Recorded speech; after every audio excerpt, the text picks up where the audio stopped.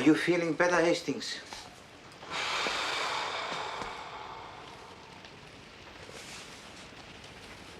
Yes. Yes, I am, as a matter of fact. Takes the pressure off the pancreas, you see. The pancreas is nothing. Of the digestive organs, the liver is the king. Look after the liver, and life will take care of itself. It is on, Mr. Poirot. Thank you, Miss Lemon. This is what you need, Hastings. No fear, I've tasted it. Mr. Poirot. Yes, Miss Lemon. There's a lady outside. A client? I don't know. When I say outside, I mean outside in the street. I've been watching her from my window. She keeps on backwards and forwards, then stops and looks up at the building. I'm sure she wants to come in. Go and intercept her, Miss Lemon. Inform her that Hercule Poirot is not devouring the strange ladies this season. Mr. Poirot.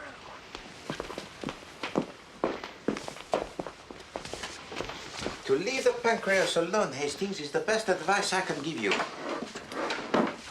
And look to your diet. What did you eat last night, huh? Do not tell me. You went to that Indian restaurant you keep on telling me about, n'est-ce pas? The Orient has much to teach us, Poirot. You have been warned, Hastings. Do you know what is the most heavily taxed import in Belgium? Rice. The government of my country is determined to stamp it out. I was brought up on rice. Rice pudding. And how are you feeling, Hastings? Well... Yes, Hastings, but we happen to be living in the cold country. The Indian philosopher Rabindranath Tagore specifically recommends rice as a cure for all known ills. She won't come in, Mr. Poirot. She denied wanting to see you at all at first. Then she said she'd meet you. Where?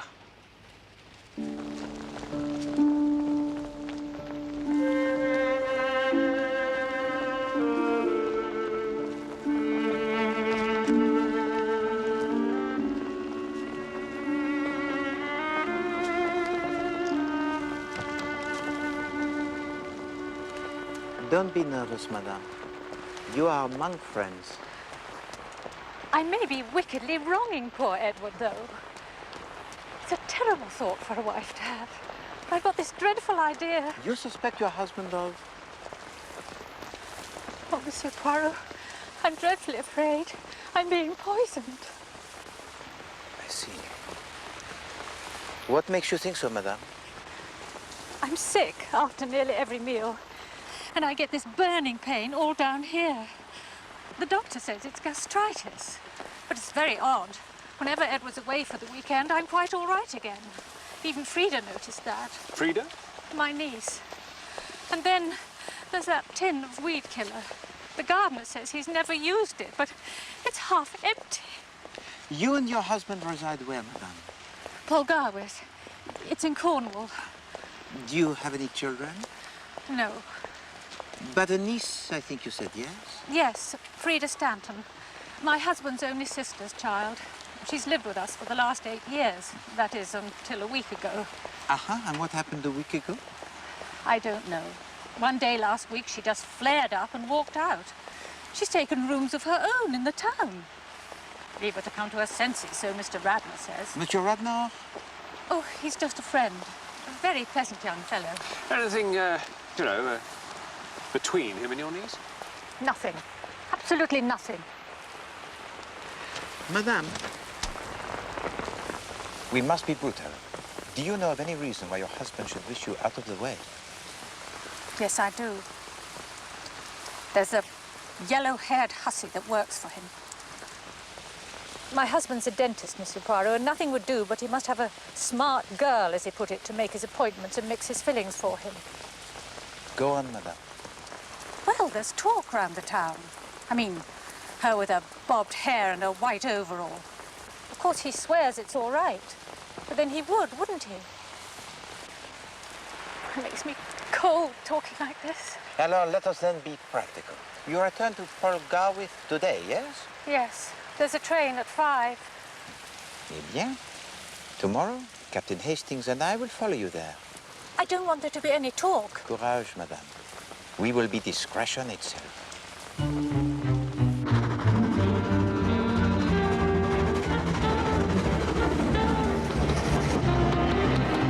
see, he was one of the Wiltshire Hastings on his father's side. So it was Herbert who moved the family to Cornwall. Yes, Herbert was my father. Who was your mother then? Maud Hastings. At least she wasn't Hastings till she got married. She was Maud Willoughby. What are you doing, Hastings? Well, I'm trying to get these relationships sorted out. If I'm going to pretend I'm the son of Mrs. Pengelly's second cousin. What do you think of this case, Hastings? Nasty business, I'd say. Unless Mrs. Pengelly's making the whole thing up. Madame Pengelly did not strike me as being the hysterical woman, Hastings. No, if I mistake not, we have here a very poignant human drama.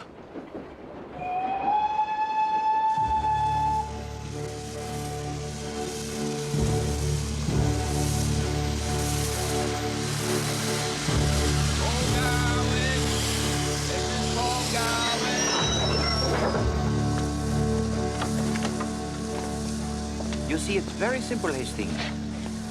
Ordinarily, a woman will accuse anyone in the world except her husband. She will stick to her belief in him through thick and thin. Well, this other woman complicates matters. But you mean affection may turn to hate under the stimulus of jealousy? Exactly. Why then come to me? To have our suspicions proved wrong, or to have them proved right?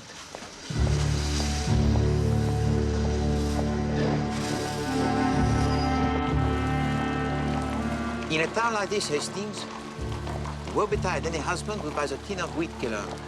Probably only one place to buy something like that. But then if his wife suffers from gastritis and is inclined to be imaginative, the fat is in the flames, I think.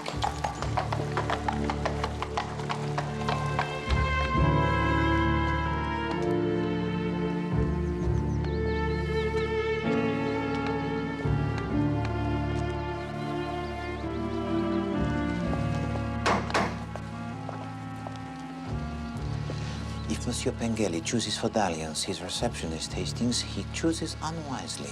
It is a little too close to home. Domestic quarters on one side and surgery on the other. What is that, Bora? Sounds like someone crying.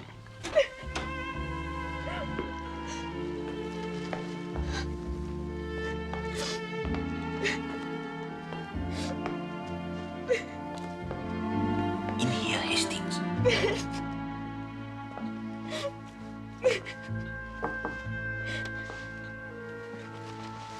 Yes? We wish to see Mrs. Pengelly. You can't. She's dead. Dead? Not an hour ago. Upstairs, cold. Of what did she die? Are you foreign? Belgian. The whole world's gone mad today. What happened? It's not my place to say anything, and I'm not going to.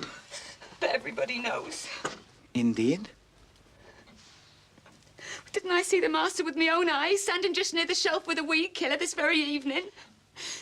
And didn't he jump when he turned round and saw me a-watching of him? And the Mrs. Gruel there on the table, ready. Not a bite more food passes my lips while I'm in this house. Not if I dies for it. Jessie? Jessie? Oh, my God, it's him. You'll have to go. Jessie? Where does the doctor who attended your mistress live? Dr. Adams, at the other end of the high street. Who is it, Jessie? It's nobody, sir. It's just some men. I'm very sorry to hear of your tragic loss, Monsieur Pengelly. Thank you. We'll come back some other time. Yes. Thank you.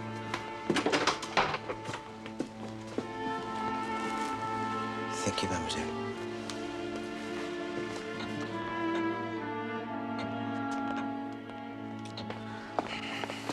We should have come with her yesterday, Hastings.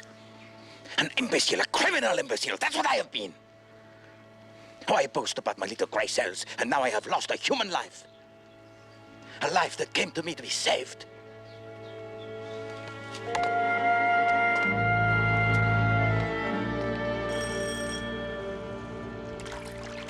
Damned nonsense. Damned nonsense, every word of it. Was I or was I not in attendance in this case? Indeed. Did I or did I not say the first day I went to see Mrs. Pengelly, gastritis? Yes? Did I ever waver from that diagnosis? No, I did not. But this is undoubtedly... This town is a hotbed of gossip. A lot of scandal-mongering old women get together and invent God knows what. But the fact remains... They read these scurrilous rags of newspapers and nothing will suit them better but that someone from their town should be poisoned too. But Madame Pengelly... Why should anyone want to poison her? Dr. Adams, will you please listen to me? Why? I'm telling you. It was yesterday that Madame Pengelly came to London in order to consult me. She believed she was being poisoned. Never. Ah, Hastings, do you hear that? Now I am a liar, huh? Dr. Adams, please, allow me. Madame Pengelly believed that her husband was the poisoner. Rubbish. I know Edward Pengelly. Wouldn't poison his grandmother's dog. But it is not the dog of Madame Pengelly's grandmother that is being poisoned.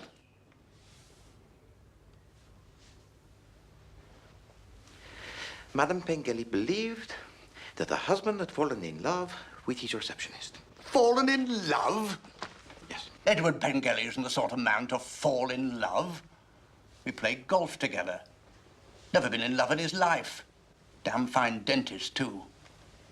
I'll be blunt with you, Mr. Poirot. We in Polgarwith don't need you outsiders coming in spreading your tittle-tattle. All I am trying to tell you, Monsieur le Docteur, is what Madame Pengelly thought. Well, if she thought that, she must have gone mad. She should have come to see me. I'd have told her. And had all her fears ridiculed? Ridiculed? Certainly not. I've got an open mind, I hope.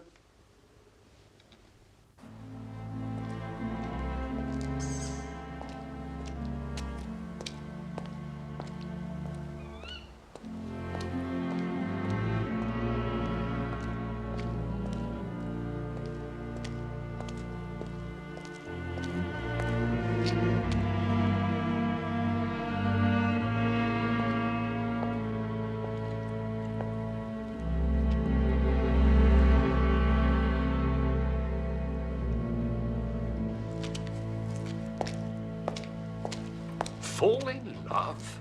Edward Pengelly is not the sort of man to fall in love. He is as obstinate as a pig, that one. He says it is gastritis, therefore it is gastritis. Did I waver from that diagnosis? Never. A doctor who lacks doubt is not a doctor. He's an executioner. Poor Madame Pengelly, surrounded by such closed minds. We owe it to her, Hastings, to unmask her murderer.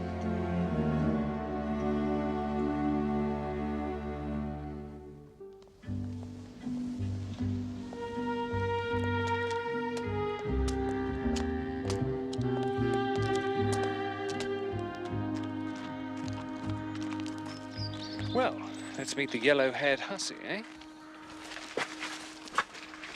What is this hussy, Hastings? Means the sort of girl who's sort of no better than she ought to be, kind of thing. No better than... That's it.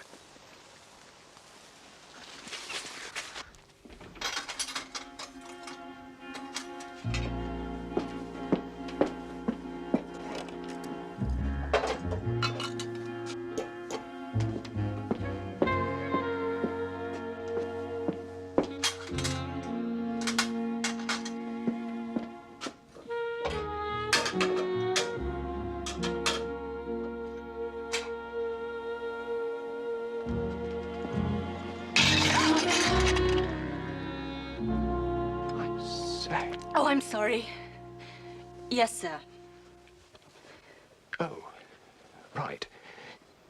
Look, I'm the second cousin of, no. Good morning. Look here, I've got a toothache. Ow, it There's really... been a bereavement. Mr. Pengelly isn't in the surgery today. Ah, right. Well, I'd better come back some other time, shall I? It is all right. I will look after him. Come along, Hastings. What? Oh, right. I'll come back next week, then.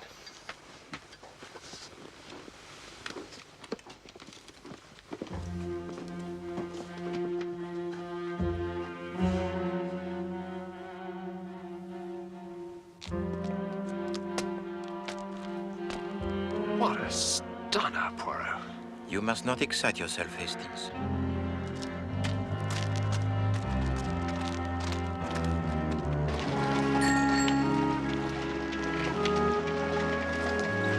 Good morning.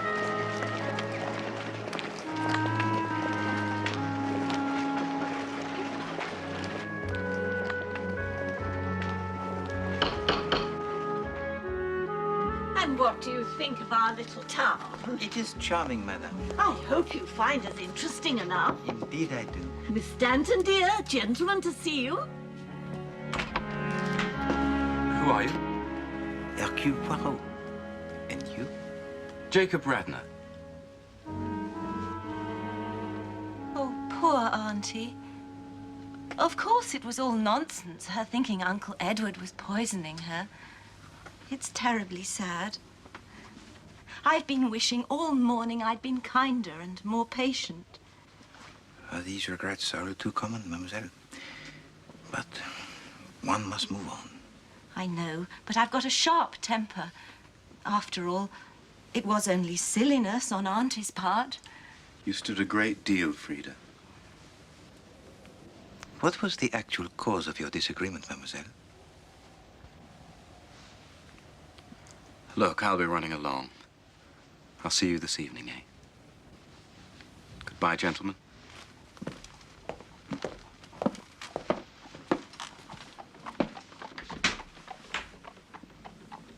Thank you. You are affianced to Monsieur Radnor. Is that not so? As a matter of fact, yes. How did you know? Well, one does not have to be the greatest detective in the world to notice him. Oh, I see. That was the whole trouble, actually, with Auntie. She did not approve of the match for you. It wasn't that so much. But you see... Yes.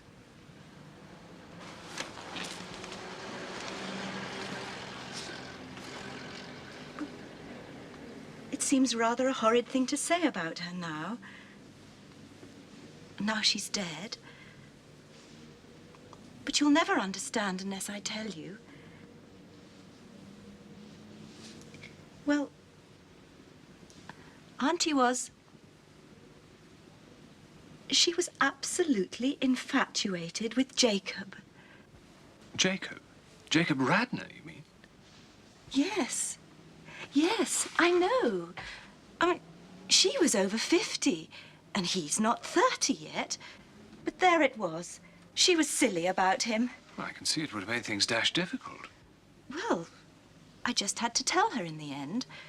I had to say it was me Jacob was after.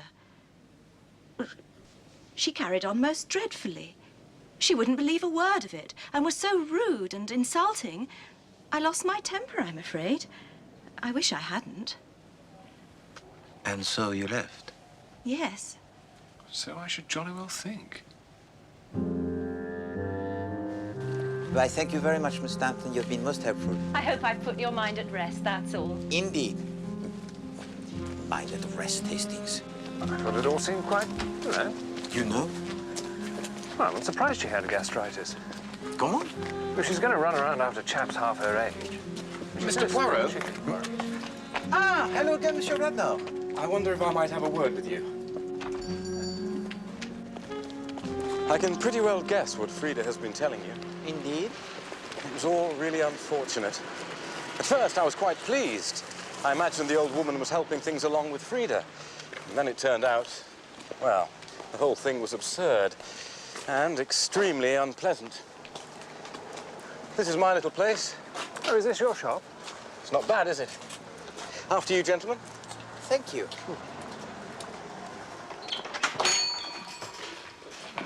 Oh, good morning, gentlemen. Good morning. Oh, good morning, Mr. Radnor. It's all right, Mr. Newsom. These gentlemen are with me. You can go and have your dinner if you like. Thank you, sir. Well, this is most impressive, Monsieur Radnor. We're trying to liven Paul Garwith up a bit. New fashions, better quality.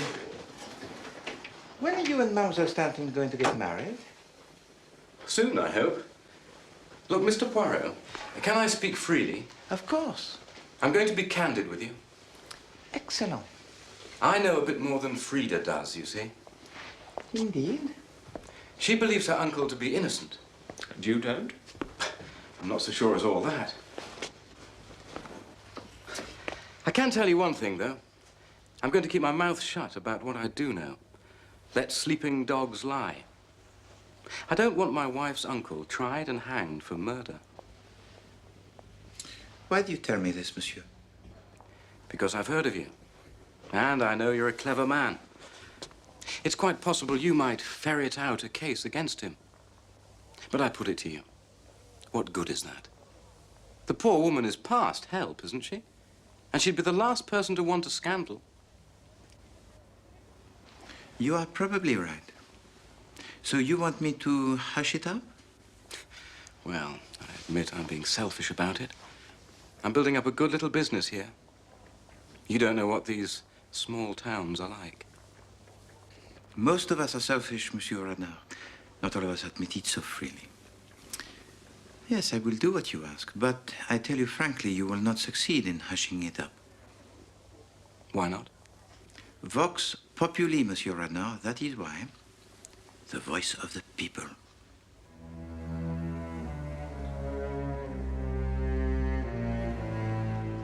Earth to earth, ashes to ashes, dust to dust, in sure and certain hope of the resurrection to eternal life through our Lord Jesus Christ, who shall change our vile body, that it may be like unto his glorious body, according to the mighty working.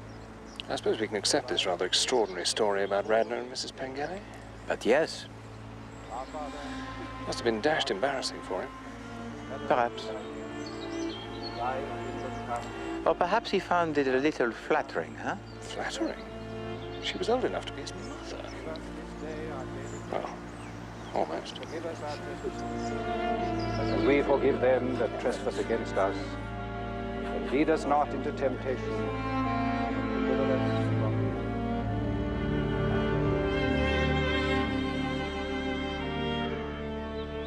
Madame Pengelly was an estimable and charming lady. Thank you, Mr. Poirot. If only I'd listened to her. I assumed it was some minor digestive disorder. Terrible business. Sandwich, Captain Hastings? Thank you. Terrible business. Gastritis. Gastritis, pure and simple. If you don't mind, Mr. Pengelly, I'd like to read the will. I have to get back to the office before midday. Yes, yes, by all means. There are no secrets. It's quite straightforward, really. After the usual preamble, Mrs. Pengelly leaves £2,000 in trust for her niece, Miss Frida Stanton, until she's 40. The residue of her estate, which amounts to some £20,000 in government bonds, she leaves to her husband, Edward Pengelly.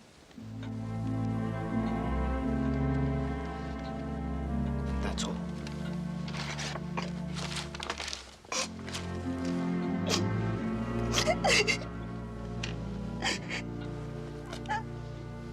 If you'll excuse us. Thank you. I think I should take her home.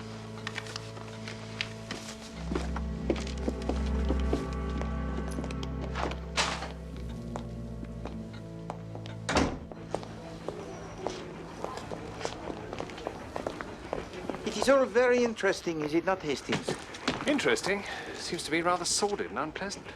Hardly seems any mystery about it. I agree. There is no mystery whatever. Pengelly had 3 motives for murder.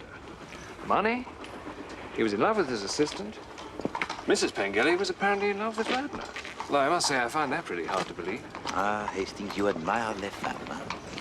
You prostrate yourself before all who are good-looking. Look how you are struck all of a pile by that yellow-haired hussy. Quite untrue. But psychologically, you know nothing whatever about them. Oh, well, there you are. You see, that just shows. Women are always saying I understand them rather too well. Really, Hastings? I should like to hear them say so myself. No, mon ami. You listen to Poirot, and you shall learn.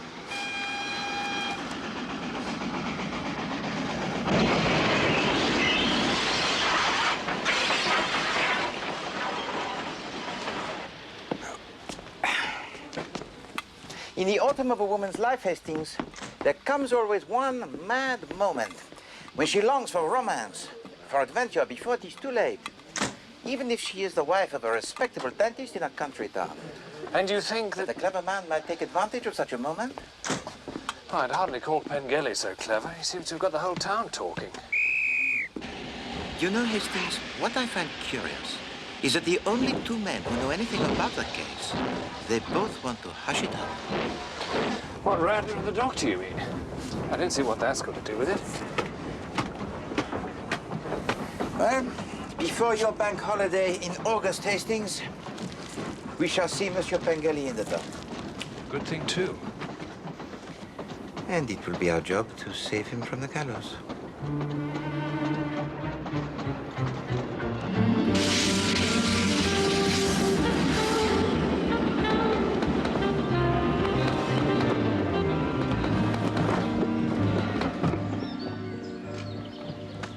All right, lads, pick them up.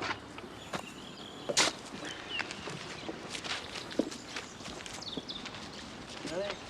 1, 2, 3, E. 1, 2, 3, E. 1, 2, 3, E. 1, 2, 3, E.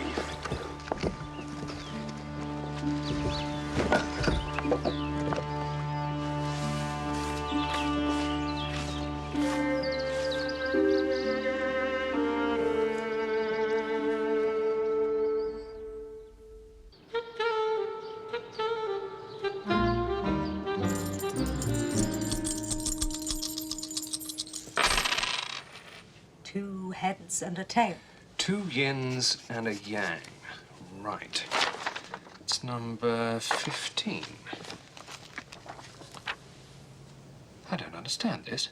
You sure you were thinking about Poirot? His hexagrams come out as chien. What's that mean? Modesty.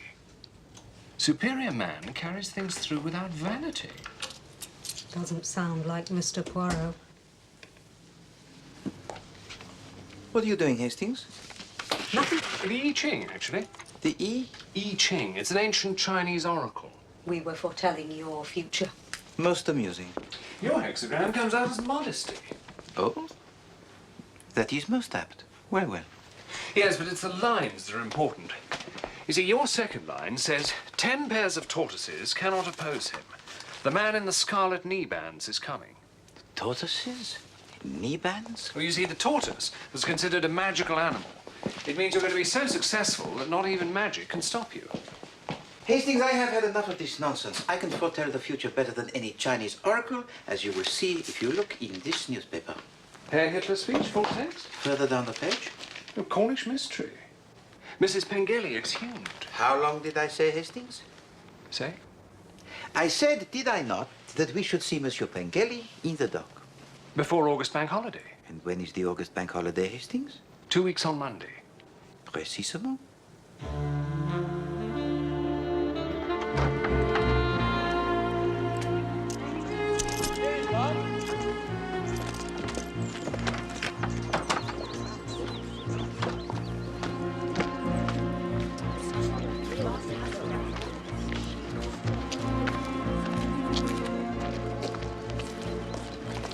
He's done nothing. Now. Oh, you're wrong.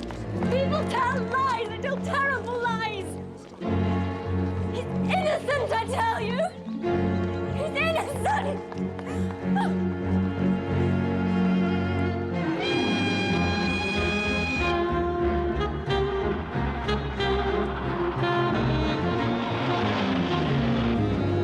Gossip in Pergarwith became intense when Edward Pengelly announced his engagement to his 25-year-old receptionist, Miss Edwina Marks, 3 weeks ago. What did I tell you, Hastings? The voice of the people. Hastings? Have you finished your meditation? Hastings?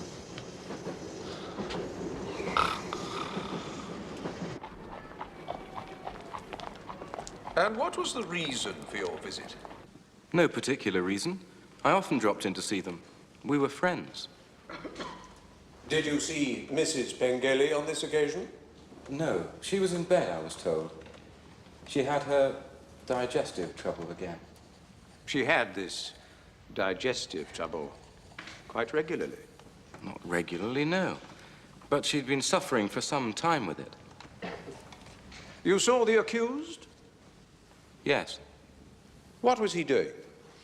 He was in the kitchen preparing some gruel to take up to his wife.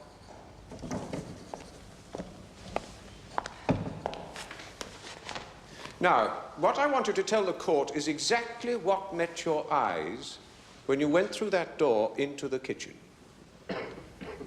Well, I saw Mr. Pengelly. He had his back to me. He was putting a tin up on a shelf. There was a tray with a bowl of gruel on it on the kitchen table. One moment, Mr. Radnor. This tin that Mr. Pengelly was replacing, can you tell us what was in it? No. Can you describe it to us? It was a bit bigger than a cocoa tin. It was yellow with black printing on it, or perhaps dark blue. Could we see Exhibit D, please?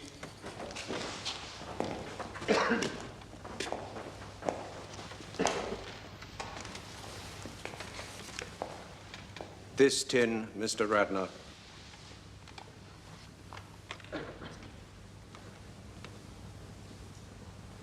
Yes.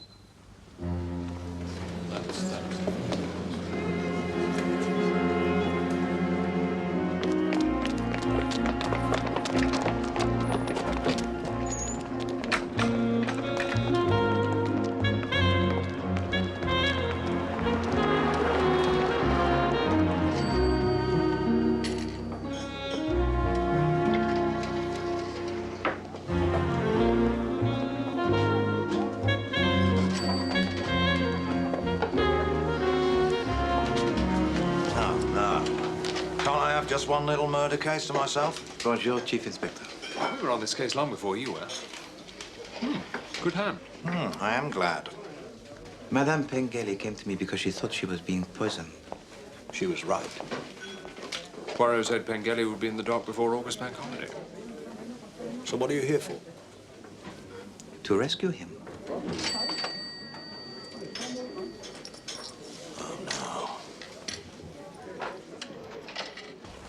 He had the means to do it, the weed killer. He had the opportunity to do it. He lived in the same house and prepared some of her meals. He had the motive to do it. The yellow-haired hussy who has to be no better than she ought, huh? And yet, Inspector, he did not do it. I can name 6 people who had the motive to kill Madame Pengelly. What about Mademoiselle Stanton, for instance? She inherits under her aunt's will. Don't spoil it, Poirot. This is a little holiday for me. It's an open and shut case. Everyone knows Pengelly did it. Everyone does not use the gray cells, I think.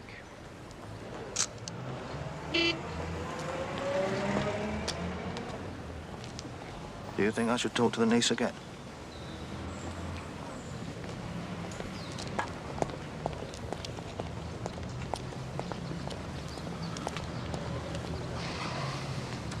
Certainly. The symptoms of gastritis are identical to the symptoms of arsenic poisoning. That is not what the pathologist from the Home Office said, Dr. Adams. No. I'm telling you.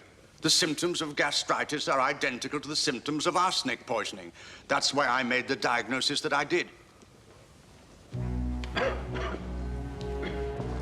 I don't see what's going to save him. Poirot will save him. With the help of the Vox Populi, of course. Well, the Vox Populi seems quite certain Pengelly did it, if you ask me. Précisément, you have now grasped the nub of the matter. Poirot? Ah, Monsieur Radnor. Hello. Captain Hastings, this is a sad business. The trial, yes. I just think it is. Do you see any chance of him getting off? Well, he has reserved his defense, and he may have something up his sleeve, as you English say. Monsieur Radnor, would you care to join Captain Hastings and me for a drink at the hotel? Well, thank you. Then please to join us, huh?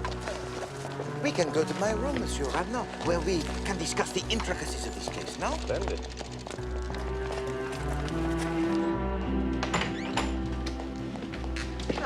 Please, sit down, Monsieur Radnor. Thank you. Hastings, be so kind as to offer our friends something to drink. Sherry? Please. Business is good, Mr. Radnor. Excellent, thank you, yes. I've taken over the shop next door to add to mine. Eh bien, it is Jacob, n'est-ce pas? I'm sorry? Jacob Radnor? Yes.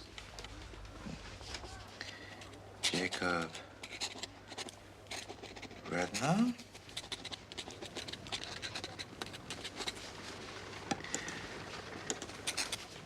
Of 21 4th Street, yes? What are you doing? Captain Hastings and I are very experienced, Monsieur Radnor, in matters of this kind. And we both feel that our friend, Monsieur Pengelly, has one loophole of escape. A loophole?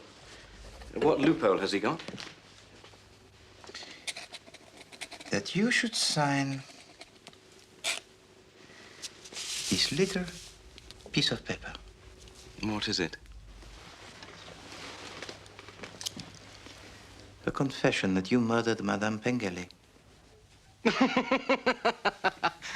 You must be mad. No, my friend, I am not mad. Madame Pengelly was a lady very well-to-do. But the small allowance she made to her niece was not sufficient for your ambitious schemes, no. You must get rid of both her and her husband. And then all the money would go to Mademoiselle Stanton, no? You yourself decide to murder Madame Pengelly and let her husband hang for the crime. I'm not going to stay here and listen to this.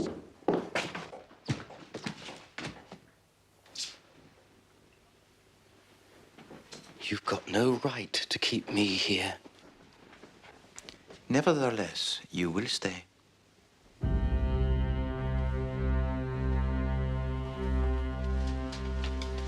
You set about your task very cleverly, Monsieur Radnor. You made love to that plain, middle-aged woman. You implanted into her mind doubts about the fidelity of her husband. You introduced arsenic into her food, being very careful never to do so while her husband was away. You were in the house while her husband was preparing the gruel for his wife, and you introduced the fatal dose. The rest is easy.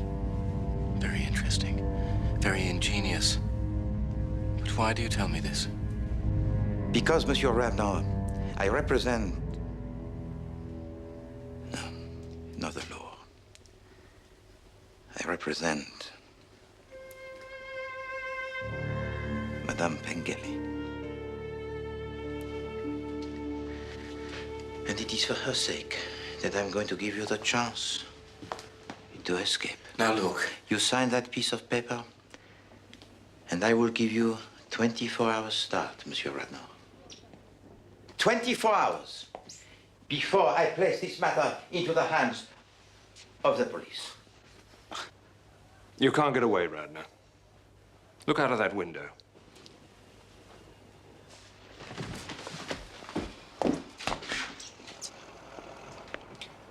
Those two men have orders not to lose sight of you. Damn you! You've only got one chance, Radnor. What guarantee have I got? None. But you will surely hang if you do not sign.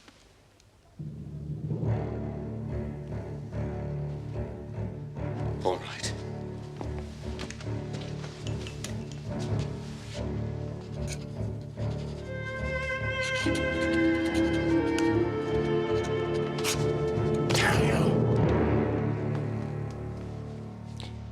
Shall I give them the signal, Poirot, to let him pass? Certainement.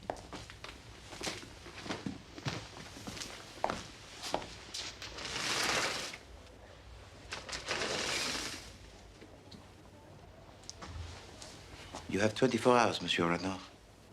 I'll get back at you, Poirot. One day. I think not, my friend. In 2 days, you will be in the prison cell.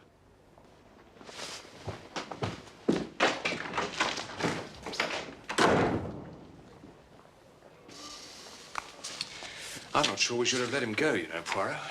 You're letting a dangerous criminal escape out of sheer sentiment. No, Hastings. That was not sentiment. That was realism. We have no shadow of proof against him. The only chance was to frighten him into confession.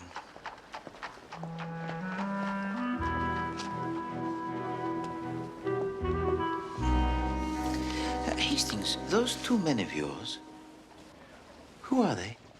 I haven't the foggiest idea. I just noticed them standing there when we came in. But that is sheer brilliance. Oh. Well. Your peculiar Oriental practices, which I tease you about, are obviously working wonders on your grass cells. Maybe it's the rice. I hope not, Hastings.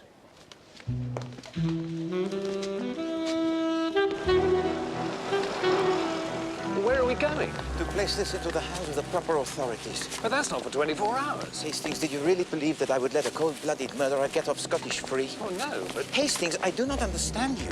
You object if I let him off. You object if I do not let him off.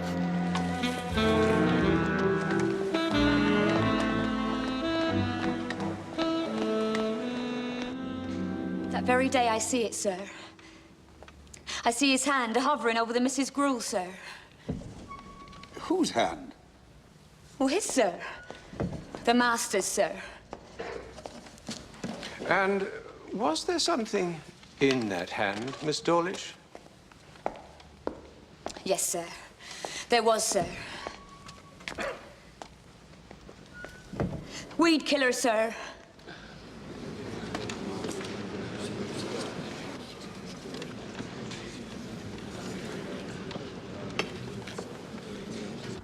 When you say weed killer, Miss Dawlish...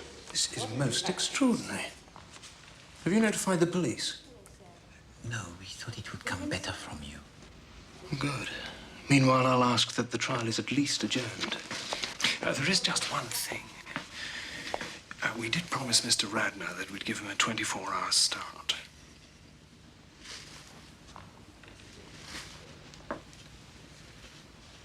My lord, I put it to the court that not only did Mr. Pengele have absolute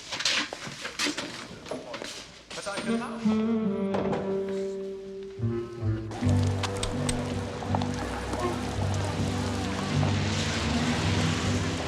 Don't get many of them in Peckham.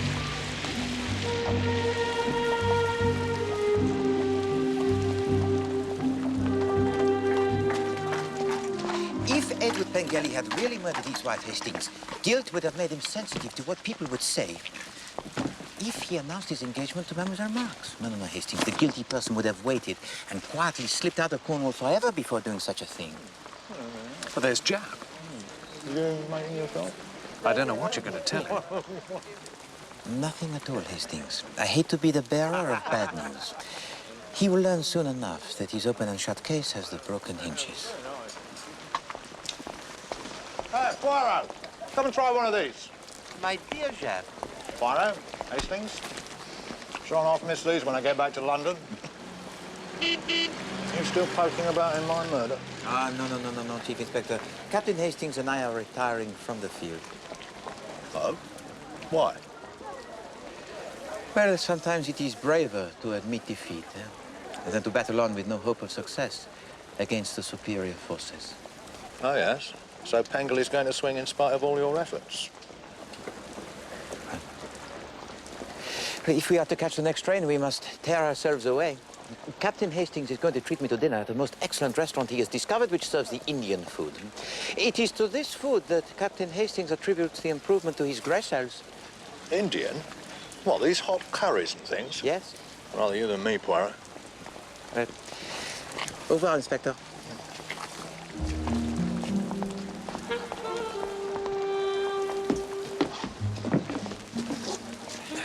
Make haste, my friend.